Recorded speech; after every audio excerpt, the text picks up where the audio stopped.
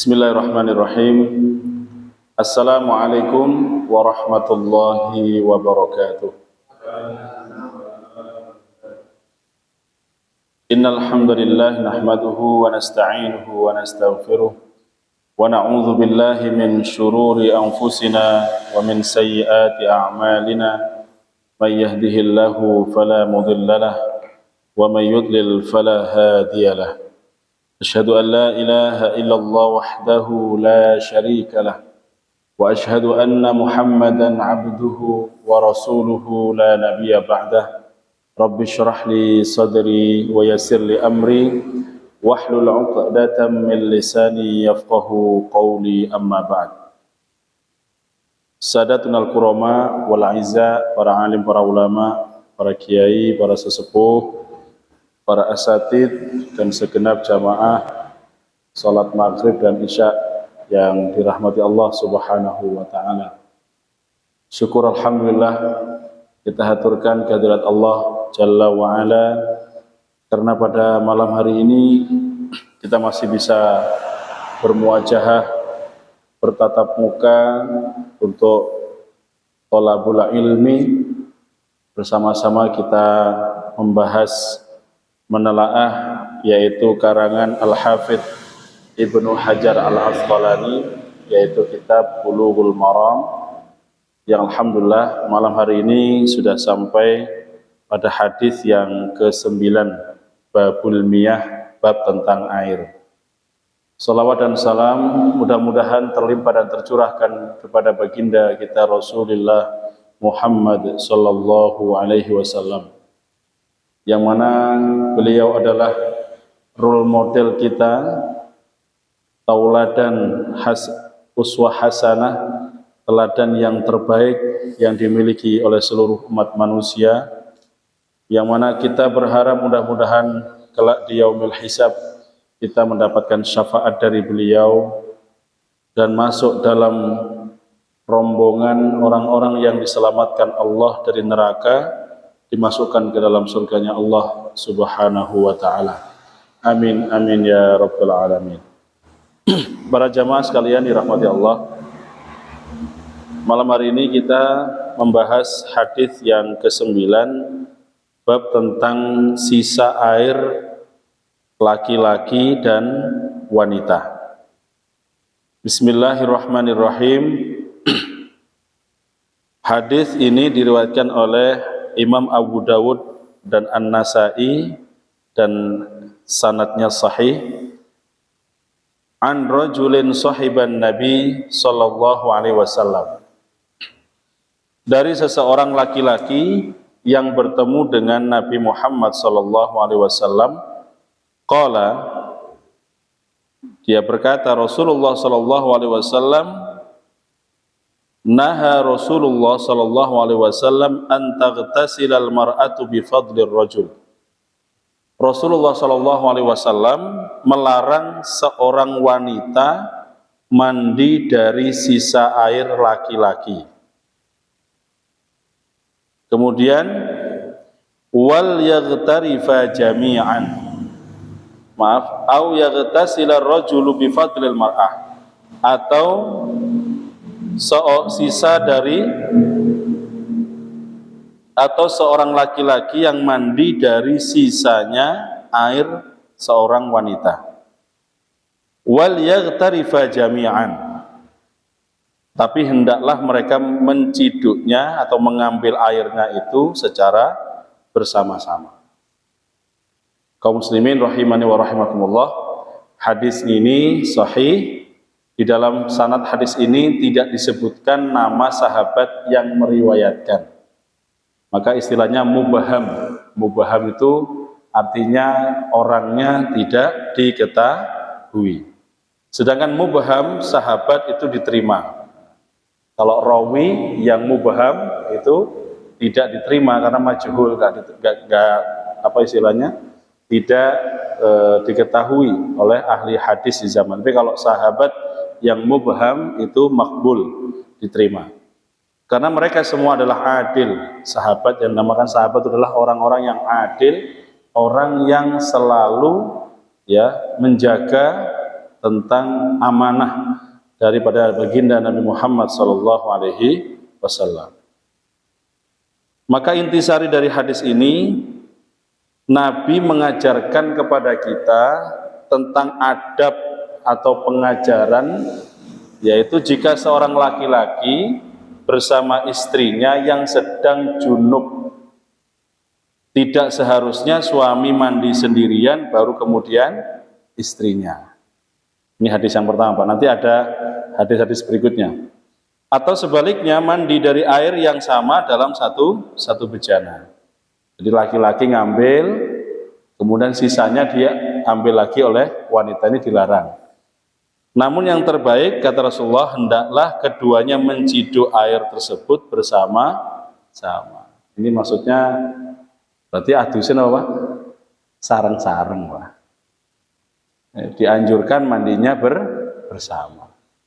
Dan ternyata memang di dalam athar dan hadis-hadis yang lain, Rasulullah SAW itu sering sekali mandi bersama dengan istri-istrinya. Nah, ini perlu kita contoh nih, Pak. Kayaknya tapi tidak lazim atau mungkin masih apa istilahnya, canggung. Ya, padahal itu sunnah untuk mempererat hubungan rasa cinta antara suami dan istri. Ini mandinya bersama-sama. Bahkan di dalam riwayat yang lain, Rasulullah bersama Aisyah itu mandinya dalam satu bejana, ya, bak mandi itu saling menyabuni. Ya. Kadang Rasulullah nyabuni Aisyah atau sebaliknya Aisyah nyabuni punggungnya Rasulullah SAW. Kemudian yang kedua, makna dari hadis ini adalah Nabi membimbing umat Islam menuju suatu kemaslahatan dalam setiap urusan yang terkadang malu untuk diucapkan, sebab mandi berdua antara suami istri termasuk hal yang tabu tadi sebutkan, ya. Kemudian boleh bagi laki-laki melihat aurat istrinya, begitu pula sebaliknya, sehingga suami istri boleh mandi bersama-sama di kamar mandi dalam keadaan telanjang. Ini disunahkan, artinya diperbolehkan. Suami dilarang mandi dari sisa mandi istrinya. Demikian pula sebaliknya, yang disyariatkan adalah menciduknya bersamaan. Ini diharuskan tidak yang laki-laki dulu kemudian sisanya perempuan, atau perempuan dulu baru sisanya laki-laki, tapi yang dianjurkan adalah ngambilnya bersama-sama. Nah, larangan di sini bukan maknanya haram, tapi maknanya makruh. Karena Nabi Muhammad menunjukkan tata cara mandi yang lebih baik daripada bergantian, yaitu bersamaan. Ini hadis yang ke-9. Baik, kemudian kita lanjutkan hadis yang ke-10. Ini nanti akan ada sedikit perbedaan. Hadis yang diriwayatkan oleh Imam Muslim dari sahabat Ibnu Abbas. Ani bin Abbas radhiyallahu anha, dari Abdullah bin Abbas. Abdullah bin Abbas ini putranya paman Nabi. Paman Nabi namanya Abbas bin Abdul Muthalib. Putra namanya Abdullah. Nah, Abdullah ini, Pak, yang didoakan Rasulullah, Allahumma faqihhu fiddin. Ya Allah, berikan kefahaman yang dalam kepada Abdullah ibnu Abbas. Dan dalam sirah ternyata Abdullah bin Abbas di usia yang sangat belia, beliau menjadi mufti. Ya, kalau di sekarang itu namanya one team press. Dewan Pertimbangan Presiden. Usianya baru menginjak 18 tahun. Nah, ini menunjukkan kualitas sahabat di zaman itu luar biasa. Ya, anak kita umur 18 tahun masih SMA baru lulus, Pak.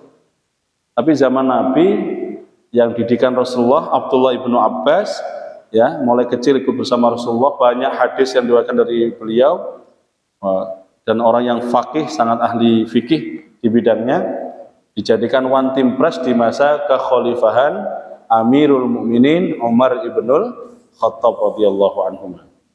Nah, di sini dari Abdullah bin Abbas, beliau mengatakan annan Nabi sallallahu alaihi wasallam, bahwa Nabi Muhammad sallallahu alaihi wasallam kana yaghtasilu, ya, Nabi tersebut mandi dari bifadli Maimunah radhiyallahu anha, mandi dari sisa air Maimunah. Siapa Maimunah itu? Maimunah adalah istri, salah seorang istri Nabi sekaligus bibiknya Ibnu Abbas. Jadi Maimunah itu bibiknya Abdullah bin Abbas. Jadi masih kerabat ya Pak ya. Berarti Nabi itu menikahi bibiknya Abdullah ibnu Abbas. Namanya siapa Nabi? Maimunah. Nah, di sini menunjukkan seolah-olah ada kontradiksi antara hadis yang ke-9 maupun yang ke-10. Hadis sahih diriwayatkan oleh Imam Muslim, Imam Ahmad, Al-Baihaqi serta Ibnu Khuzaimah. Nah, intisarinya adalah bahwa istri Nabi lebih dari satu, tadi sudah dijelaskan di dalam sirah jumlahnya ada 11. Benar Pak? 11. Ini khususiyah. Jadi ada orang mengatakan, loh Nabi kok menyelisihi fatwanya atau sabdanya sendiri atau Al-Quran, ya, bahwa menikah masna wa sulasa wa ruba' harus maksimal 4. Nah, ini khususiyah, artinya khusus untuk Nabi. Jadi umatnya itu dikasih batas maksimalnya pinten? 4. Tapi untuk Nabi ya ada kaidah, Nabi ada batasnya. Tidak ada yang mengetahui, tetapi semenjak Nabi hidup sampai wafat beliau hanya memiliki 11 orang istri. Termasuk Siti Khadijatul Kubra. Ini menunjukkan bahwa Nabi itu mendapatkan khususiyah dibandingkan umatnya. Terus orang-orang yang tidak senang dengan Islam, orang orientalis mengatakan, loh Nabi ini tidak konsisten. Nabi umatnya di Al-Quran sebutkan hanya 4 maksimal, tapi nabinya berapa? 11. Membandingkannya jangan Nabi dengan umatnya, karena umatnya ini sudah mendapatkan peraturan yaitu daripada syariatnya Al-Quran maksimal 4. Nabi sendiri kalau bandingkan dengan Nabi sebelumnya, Nabi-Nabi sebelumnya. Kita tahu Nabi Daud misalkan istrinya pinten? Mi'atun. Pinten mi'atun Pak? 100. Nabi Sulaiman itu alfun. Pinten niku? 1000. Ya enggak ada apa-apanya Pak. Nabi kita cuman pinten? 11. Istri Nabi kita hanya 11. Tapi umatnya maksimal pinten? 4. Nah, ini. Para istri Nabi memberitahukan kepada karib kerabatnya ihwal perbuatan Rasulullah di rumah yang hanya mereka yang tahu. Ini Maimunah menceritakan kepada kerabat-kerabatnya urusan di dalam rumah yang seharusnya privasi, tetapi diceritakan oleh Maimunah. Ya, tadi Maimunah menceritakan kepada Abdullah ibnu Abbas, yaitu ponakannya sendiri, bahwa Maimunah tadi mengatakan bahwa Nabi itu sering mandi dari sisa air yang dipakai oleh Maimunah atau bibiknya Abdullah ibnu Abbas. Yang ketiga, boleh menceritakan sesuatu yang menurut kebiasaan dipandang malu atau tabu selama tujuannya adalah menyebarkan ilmu. Nah, di sini maksudnya apa? Bab pembahasan fikih itu tidak boleh tabu, Pak. Ya, bahasa anunya ini nggak boleh, harus jelas.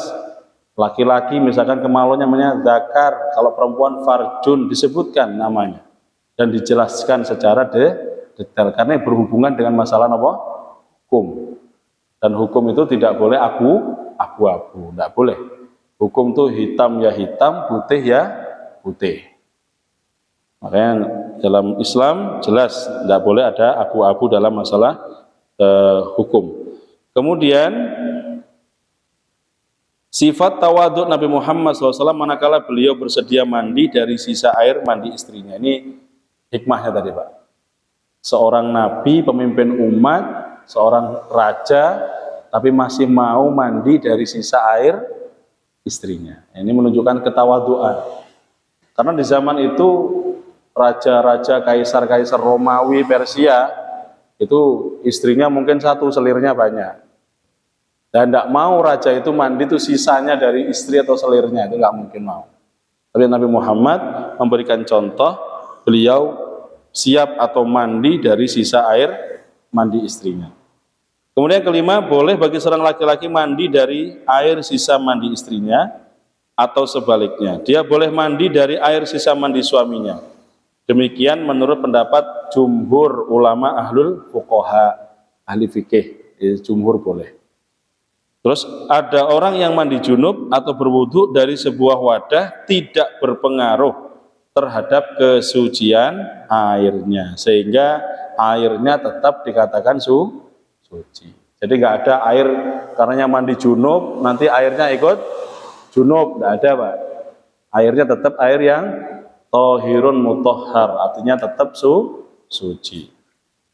Nah, di sini lebih jelas lagi di hadis yang ke-11. Wali ashabis sunan, dari penulis kitab Sunan meriwayatkan dengan lafadz igtasala ba'du azwajin nabi fi jafnatin. Salah seorang istri Nabi mandi dari sebuah bejana besar. Bejana itu wadah. Apa nih ya? Bak ya. Bak yang besar. Faja'an Nabi sallallahu alaihi wasallam liyaghtasila minha. Kemudian datanglah Nabi dan Nabi hendak mandi dari sisa air itu. Faqalat, maka salah satu dari istrinya berkata, "Inni kuntu junuban." Aku nih tadi junub ya Rasulullah. Kondisinya berarti junub, Pak. Junub itu punya istilah hadas besar. Faqala, maka Nabi bersabda, innal ma'a la yujnib. Sesungguhnya air itu tidak menjadi junub. Ini disahihkan oleh Imam At-Tirmidzi dan Ibnu Khuzaimah. Napa niki maknane, Pak? Hadis yang 10 dan 11 ini menjelaskan hukum sisa air yang dipakai oleh laki-laki maupun perempuan. Intinya seorang laki-laki boleh mandi menggunakan sisa air mandi wanita atau sebaliknya. Tapi secara tekstual tadi sebutkan hadis yang di atas seolah-olah bertentangan dengan hadis yang ke-9. Maka para ulama ahlul hadis mengatakan untuk komprominya larangan pada hadis ke-9 harus dipahami dengan maknanya makruh litanzih, makruh untuk dihindari, bukan makruh litahrim. Makruh karena diharamkan, tidak boleh, tapi karena litanzih, makruh untuk dihindari. Itu yang hadis yang berapa tadi? 9. Sementara perbuatan Nabi pada hadis yang 10 dan 11 itu menjelaskan bolehnya mandi secara bergantian, hukumnya mubah atau boleh-boleh saja. Ini menunjukkan dalil boleh Pak, dengan mengikuti yang pendapat yang mana? Kalau pendapat yang hadis ke-9 hukumnya dijauhi bersama-sama. Tapi kalau jenengan mengikuti pendapat hadis 10 dan 11 itu artinya mau siapa-siapa yang duluan boleh. Ngoten lah cara memahami konteks napa namanya? Teks daripada hadis Nabi Muhammad sallallahu alaihi wasallam. Ini sampun iki masalah bab tentang air sisa dari suami atau istri. Kita lanjutkan ya Pak ya. Ini bab air ini lumayan banyak Pak, sampai hadis yang ke-17. Berikutnya tentang cara membersihkan bejana yang dijilat oleh anjing. Napa nih bahasa lebih halus ya, anjing nggak ada lagi Pak ya. Lek teng Jawa niku nggih asu napa kalih kirek nggih, cuma mboten umum nih pakai bahasa Indonesia anjing mawon. Baik, cara membersihkan bejana. Bejana itu tempat wadah air. Disebutkan dari sahabat Abu Hurairah radhiyallahu an, qala, beliau berkata, qala Rasulullah sallallahu alaihi wasallam, Rasulullah sallallahu alaihi wasallam bersabda, tahuru ina'i ahadikum, Ya, sucinya bejana dari salah seorang di antara kalian, kata Rasul, idza walagha fihil kalbu, jika ada seekor anjing menjilatnya, ayyaghsilahu sab'a marratin, hendaklah dia mencuci bejana tersebut sebanyak 7 kali. Jadi ini senes dongeng nih Pak. Kita kan dulu ngaji di langgar-langgar musola niku disampaikan kali para kiai, tak ketemu asu kok udah didilat di apa? Dibasuh sebanyak 7. Nah niki wonten dalile niki. Wonten hadisnya sing sahih. Sab'a marratin ulahunna biturab. Ulahunna itu artinya cucian pertamanya menggunakan apa? Tanah. Itu dari lafadznya Imam Muslim. Wa fi lafdzin lahu, nah dengan lafadz yang lain yang dimiliki, ya, fal yuriqhu, hendaklah dia membuang sisa air yang ada dalam bejana tersebut. Itu yang lafadz yang lain. Walid Tirmidzi, nah sedangkan yang diriwayatkan oleh Imam At-Tirmidzi, ukhrahunna au ulahunna biturab. Itu ada tambahannya ngoten. Cucian terakhir atau cucian pertama dengan tanah. Tadi lafadz yang pertama itu yang diutamakan ulahunna. Pertama sebelum dicuci itu menggunakan apa? Tanah dulu. Nah, tanah ini pertanyaannya, tanah ini napa pasir napa Pak? Ya tanah, Pak. Tanah. Senes lintune. Cuman di Arab itu kan wonten tanah ya. Ada Pak, ada tanahnya ada. Cuman tanahnya sebagian tercampur dengan rimal. Rimal itu apa Pak? Pasir, berdebu Pak. Ya kalau teng Jawi ini ya tanah ya bener-bener tanah ya. Tanah napa niku nggih ngajeng griya napa tanah sabin sami mawon niku. Nah ini caranya. Maka syarah hadisnya menjelaskan perkara pertama adalah tata cara membersihkan bejana yang dijilat oleh anjing. Mencuci sebanyak 7 kali dan basuhan yang pertama adalah dengan tanah. Ini yang pertama, pendapat yang pertama. Adapun perkara yang kedua, hukumnya su'ur, sisa minum anjing. Tadi kan dijilat Pak. Airnya itu dijilat, nah, otomatis kan ada air liur anjing. Ini dalam mazhab fikih manapun mengatakan najisnya najis mughalladzah, najis yang berat nih Pak. Ada mutawasithah, ada yang ringan, sebelum mutawasithah sedang. Ini yang mughalladzah. Maka status air yang ada dalam bejana tersebut hendaknya ditumpahkan, kemudian dibuang sisanya. Ya, kemudian setelah itu dicuci dengan cara diawali dengan tanah. Itu yang pendapat pertama. Kemudian pendapat yang kedua, ya dibuang airnya, kemudian dicuci boleh dengan tanah di awal atau boleh dicuci dengan tanah pada waktu akhirnya. Jadi nyuci pakai tanah itu boleh di depan, boleh di belakang.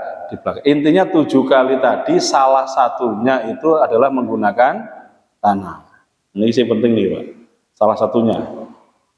Jadi nggak usah bingung Pak, engko lah jenengan ada anjing jilat bejana tempat air jenengan malah buang bejana pun, nggak usah. Cukup dicuci. Cuman alhamdulillah di Jawa ini tidak ada anjing, jarang. Ya mungkin ada yang punya tapi beberapa itu sangat jarang sekali. Kita diperbolehkan Pak dengan 3 hal tadi. Memiliki anjing 1 untuk jaga kebun, tapi posisinya itu dicincang atau di dalam kurungan, atau untuk berburu. Untuk tugas polisian untuk mencari gembong narkoba itu diizinkan. Yang ketiga menjaga rumah, tapi bukan di dalam rumah, tapi di luar pagar dari rumah. Ini ikhtilaf sebenarnya Pak, ada ikhtilaf. Tapi sebagian jumhur ulama mengatakan diperbolehkan dengan 3 hal tadi. Nah di sini para ahli medis menjelaskan kenapa sih Pak kok harus dicuci sebanyak, dan salah satunya dengan tanah.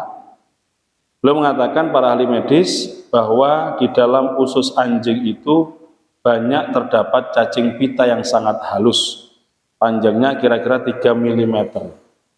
Jika anjing membuang kotorannya, di situ terkandung banyak telur cacing pita. Bahkan banyak yang tersangkut di bulu-bulu yang tumbuh di sekitar anusnya. Jika anjing membersihkan anusnya dengan lidah, maka telur tersebut menempel di mulutnya.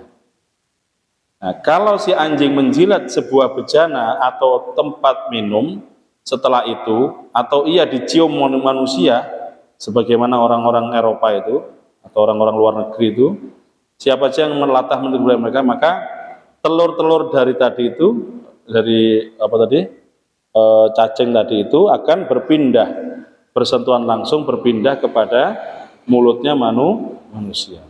Ini akan menimbulkan berbagai macam penyakit, disebutkan penyakit otak, hati, paru-paru dan sebagainya.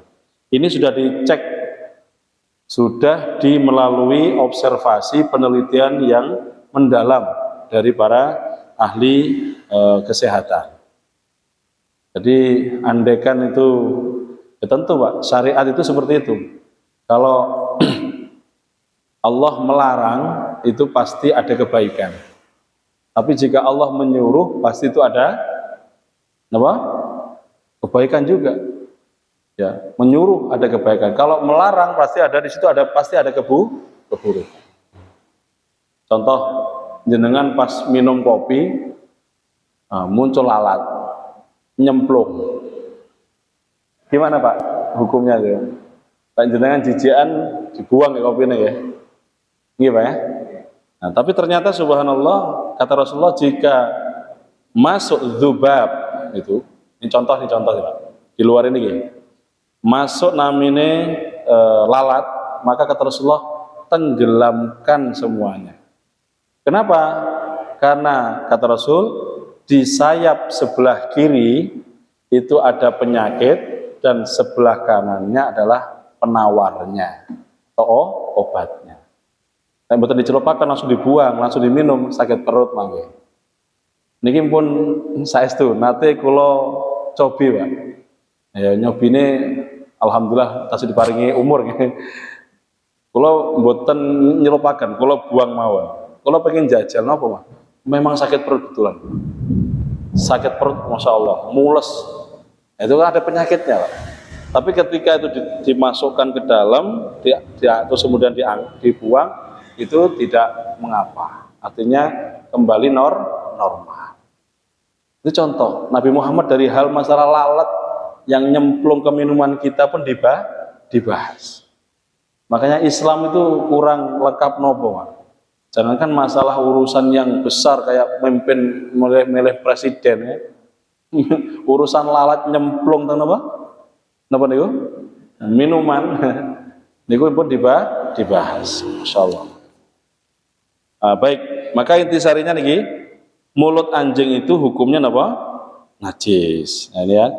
Cara membasuh, cara menghilangkan najisnya adalah izalatun najasahnya adalah mencuci sebanyak 7 kali, salah satunya biturab dengan apa? Tanah. Niki pendapat jumhur para ulama. Nah, itu sudah dibahas ya. Kemudian lanjut di hadis yang ke-13. Sisa minum dan makan kucing. Nah, ini bahas Pak.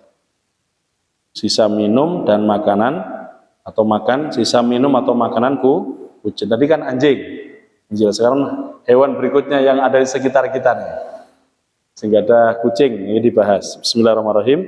Hadis yang 13, an Abi Qatadah, dari sahabat mulia Abu Qatadah radhiyallahu an, semoga Allah meridhoinya, anna Rasulullah sallallahu alaihi wasallam, sesungguhnya Rasulullah sallallahu alaihi wasallam qala bersabda fil hirrah, yaitu tentang kucing hirrah. Makanya Abu Hurairah itu disebut Hurairah itu karena punya banyak apa? Kucing.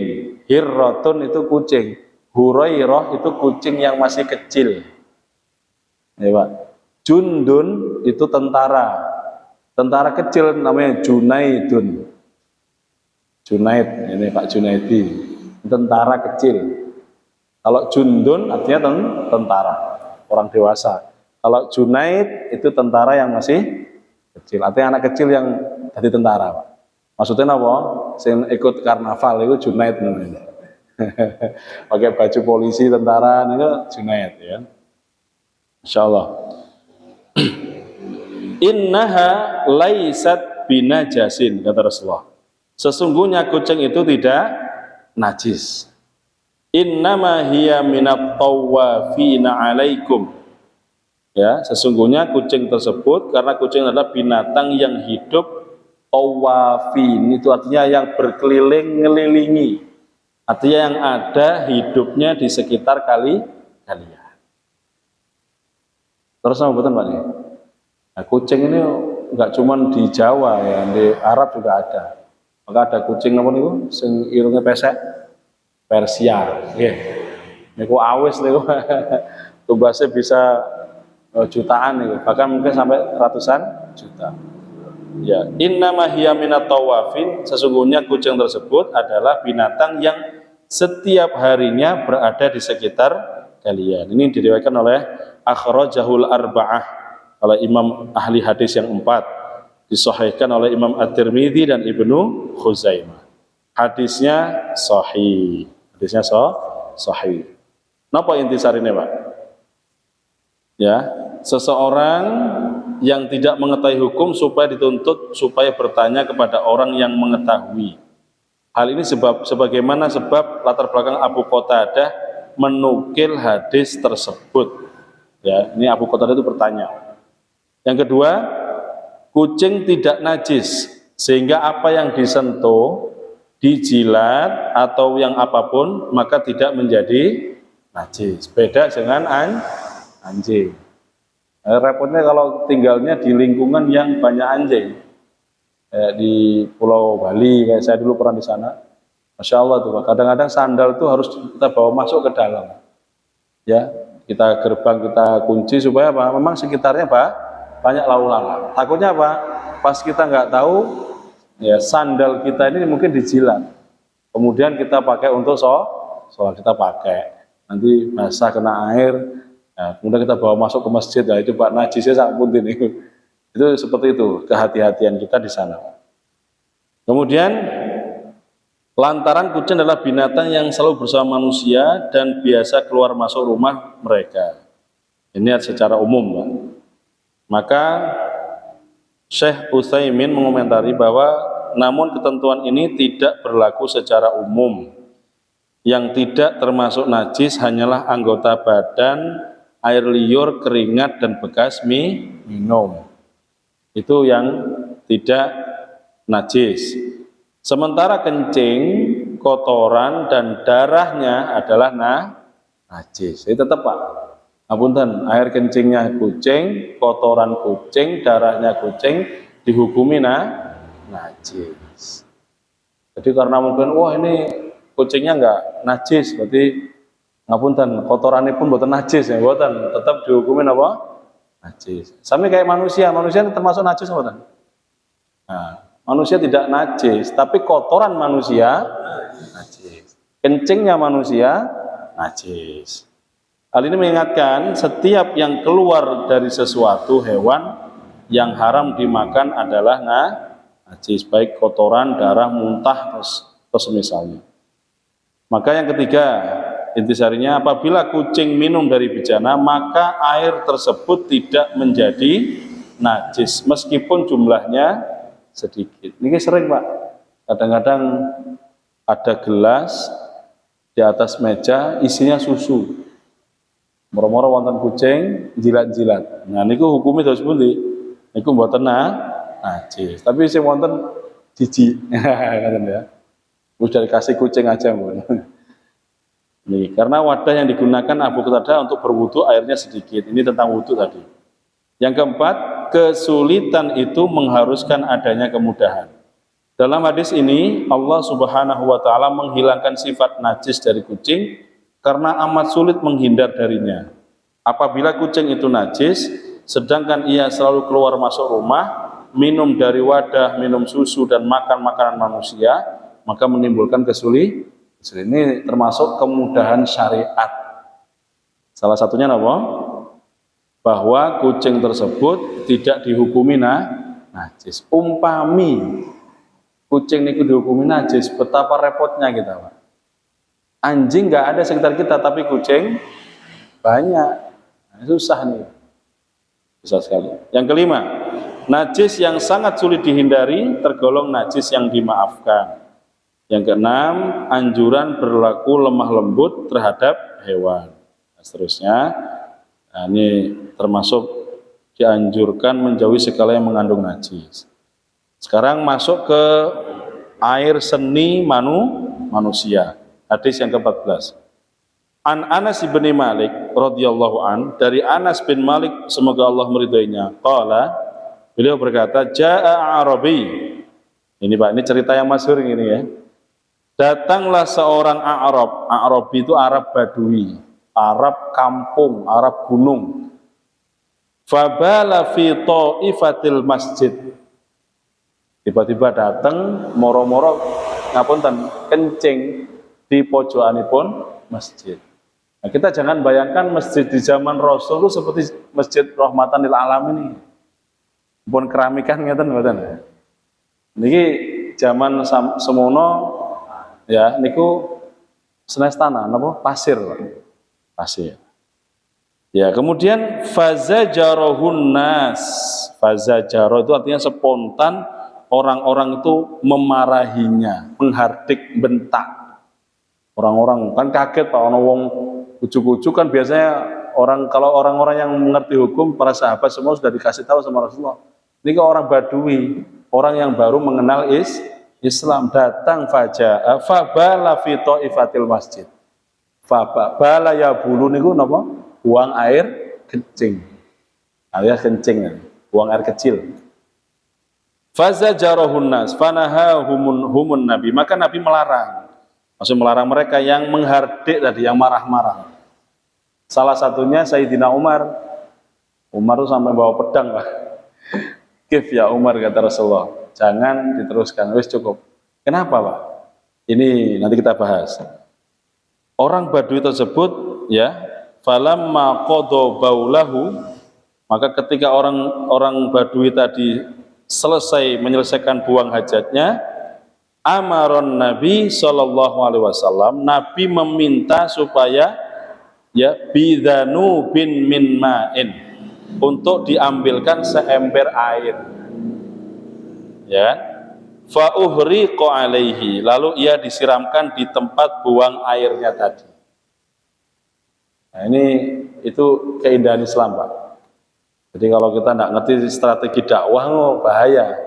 Ada orang baru mengenal Islam, dia nggak tahu. Mungkin bagi mereka biasa-biasa saja tuh, buang air kecil di tempat ibadahnya. Tapi Nabi tahu, nggak begitu caranya.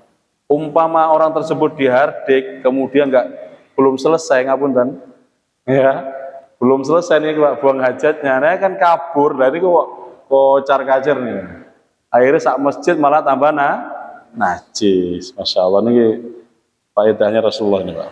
Nah, di sini kita akan bahas masalah hukumnya najisnya air seni atau air kencing manusia. Maka kata Rasul, hukum air seni kencing manusia hukumnya najis. Wajib membersihkan pakaian, tempat badan yang terkena olehnya. Nah, maka disebutkan namanya apa, Pak? Najis mutawassithah. Napa ini sedang itu cukup dicuci, dibasuh, disiram, dicuci pakai apa? Air yang mengalir, yang bersih. Cara mensucikannya ya kalau tanah tadi ya cukup disiram. Tapi kalau kena pakaian itu diguyur pakai air sampai hilang apa, Pak? Warnanya, baunya, rasanya. Tapi kalau air kencing kan tidak boleh rasain, Pak. Itu cukup mawon. Cara mensucikan. Wajib menghormati dan membersihkan masjid. juga menjauhkan najis ataupun kotoran darinya. Haram kencing dalam masjid. Makanya masjid-masjid ini alhamdulillah saat menikah sudah ada tempat kencingnya.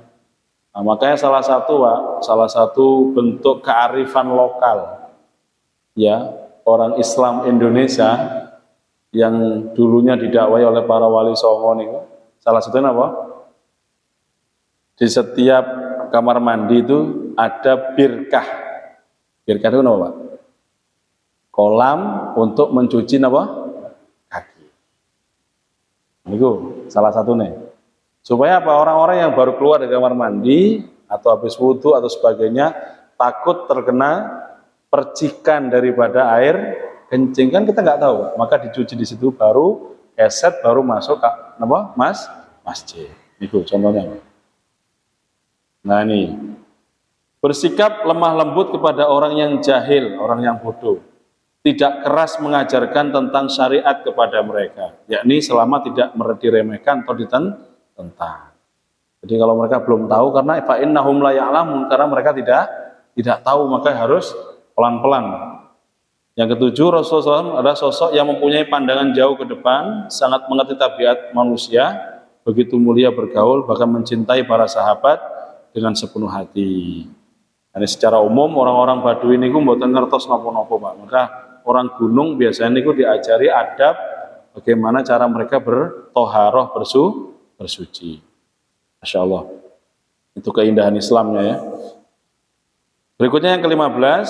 Nah, sekarang tentang bangkai dan darah yang dari binatang yang halal.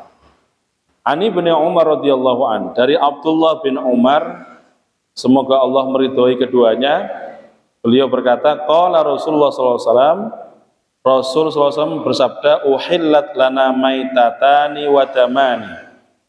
Ya, telah dihalalkan bagi kita dua jenis bangkai dan dua jenis darah. Jadi ada bangkai, ada darah yang dihalalkan. Fa ammal maitatani fal hutu wal jarad. Ya, adapun dua jenis bangkai itu adalah bangkai ikan, bangkai ikan dan belalang. Ikan dan belalang. Niki bangkainya halal. Ikan kalian apa? Belalang. Halal apa Pak maksud Pak? Halal dimakan juga. Itu yang nyari ikan di laut malam naik perahu ikannya mati kadang-kadang Pak.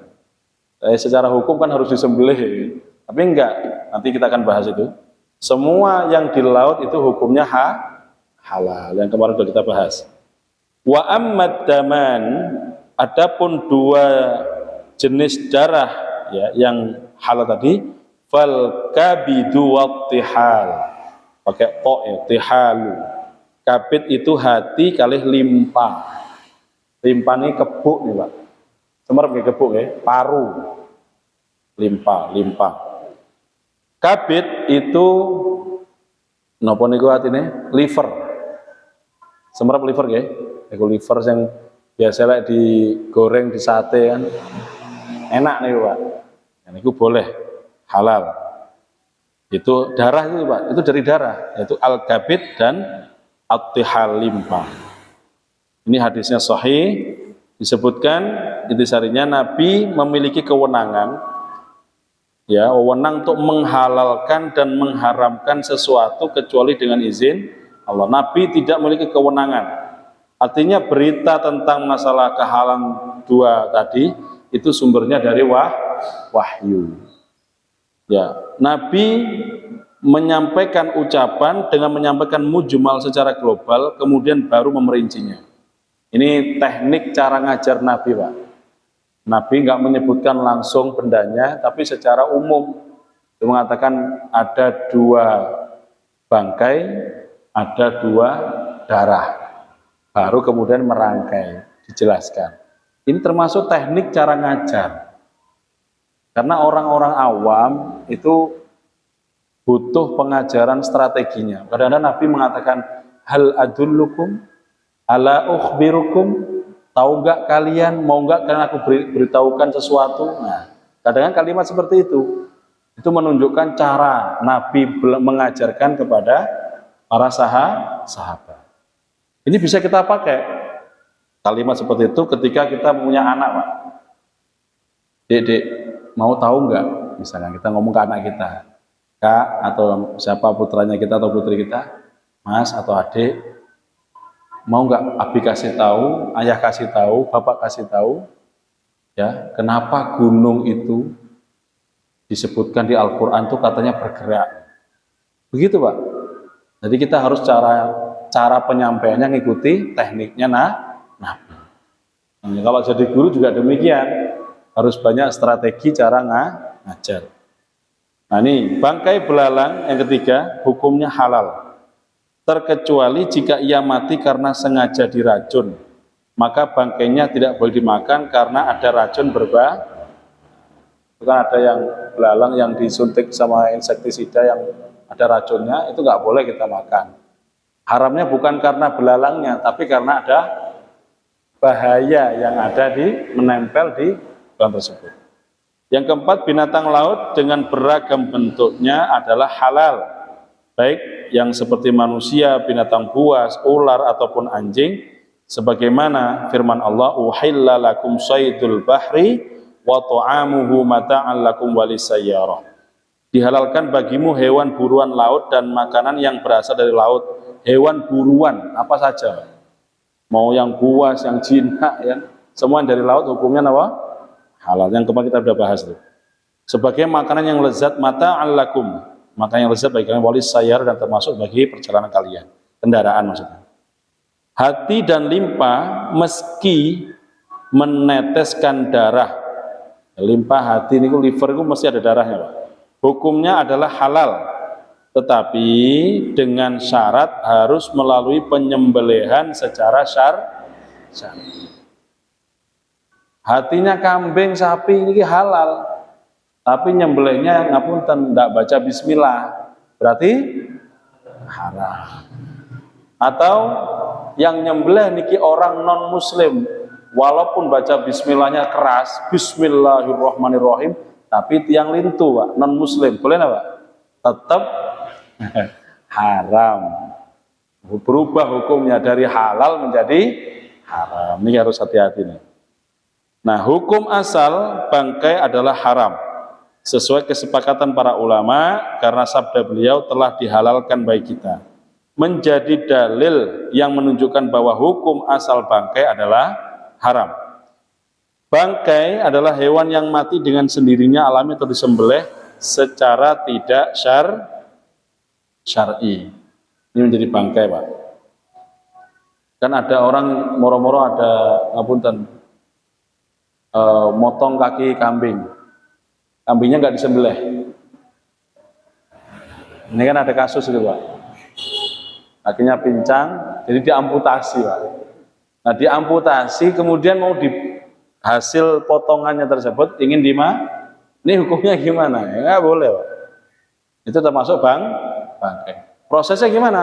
Sembelih dulu, dipotong. Adzabahu, nyembelih itu putusnya dua urat, urat pernafasan dan urat makanan. Ini harus putus, baru disebut namanya adzabah, dzabahah namanya, artinya penyembelihan.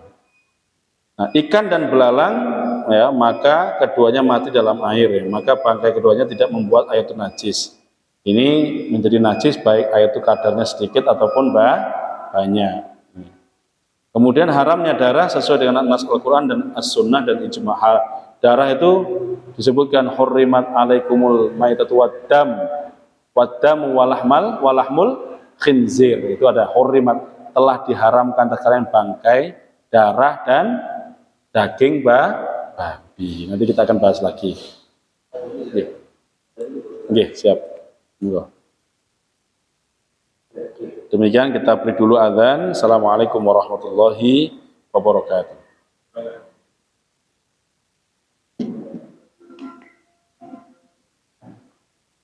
Allahu Akbar. Allahu Akbar. Allahu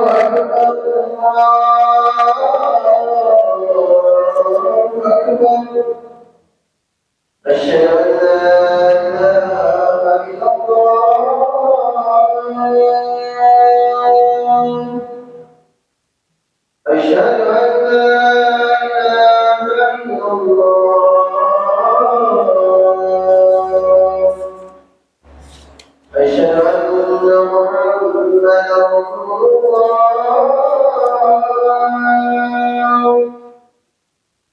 أشهد أن محمدا رسول الله حي على الصلاة حي على الصلاة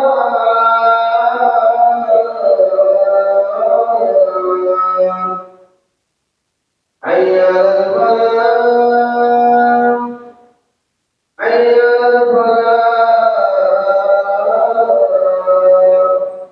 الله أكبر الله أكبر لا إله إلا الله.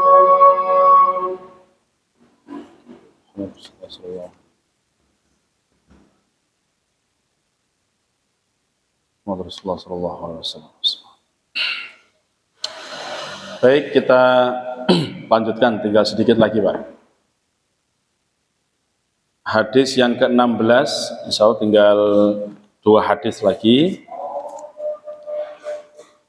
yaitu tentang lalat yang jatuh pada minuman. Tadi yang sudah kita bahas. Bismillahirrahmanirrahim. An Abi Hurairah radhiyallahu anhu qala, dari Abu Hurairah radhiyallahu an, semoga Allah meridhoinya, berkata, qala Rasulullah sallallahu alaihi wasallam, Rasulullah sallallahu alaihi wasallam bersabda, idza waqa'a dzubabu fi syarabi ahadikum, jika ada lalat yang jatuh di dalam minuman salah seorang di antara kalian, fal yaghmishu au itsumma liyanzi'hu, ya, maka hendaklah dia mencelupkan lalat tersebut kemudian membuangnya. Tadi dicelupno sekalian, Pak. Fa inna fi ihda janahaihi da'an wal ukhra shifaan, karena salah satu dari sayapnya lalat tadi mengandung obat dan yang lainnya mengandung penyakit. Da'an itu penyakit, wal ukhra yang lainnya adalah obat. Ini diriwayatkan oleh Imam Al-Bukhari. Dalam lafaz Abu Dawud mengatakan wa innahu yattaqi bi janahihi alladhi fihi